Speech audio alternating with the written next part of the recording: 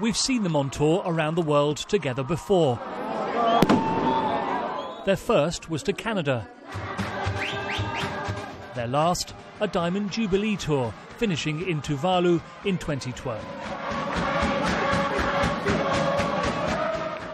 Since then, a new arrival has kept the couple more than occupied. Tours placed on the back burner. Until now, that is. Like his father, Prince William, here on his first tour to Australia and New Zealand in 1983, Prince George is now of a similar age and, so believe William and Kate, ready for the same long-haul trip down under. There's 20-odd flights in the whole programme. They're going to be going to see as many people in Australia and New Zealand as they can. But they are basing themselves more centrally in certain hubs because they've got their baby with them and they want to spend as much time with George as possible. While in New Zealand, the Cambridges will base themselves in Wellington. From there, they'll travel to Blenheim, Auckland, Hamilton and Cambridge, returning to the capital each night.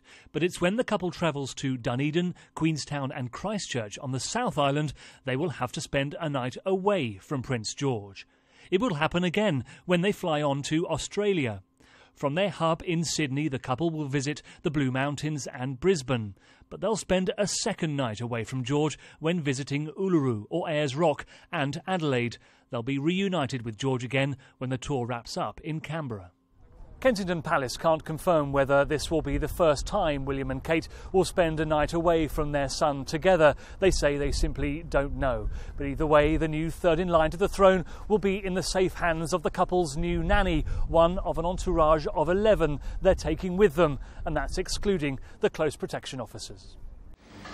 The Duke of Cambridge has been to both countries before, most recently in 2011 in the aftermath of the Christchurch earthquake and a cyclone hitting Queensland and Victoria.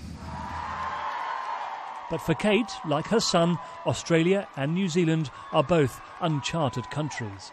And because two heirs will travel together on the same plane, permission had to be sought from the Queen. Cue a little gloating from the Australians. We haven't seen a lot of Prince George here since he was born in July, but on this tour we're going to see him on at least 4 occasions, even if it is only getting on and off an aircraft. But that's still a lot more than people here have seen of the young royal. So yeah, we're very proud of that, but we're not surprised because where else would they want to go on their first tour with their young son? Australia, it's the best country on earth. Among the highlights, an adrenaline-fueled ride through the canyons of the Shotover River to the serenity of Uluru or Ayers Rock. It's a trip they'll no doubt never forget, and one Prince George will wish he was old enough to remember. Paul Harrison, Sky News.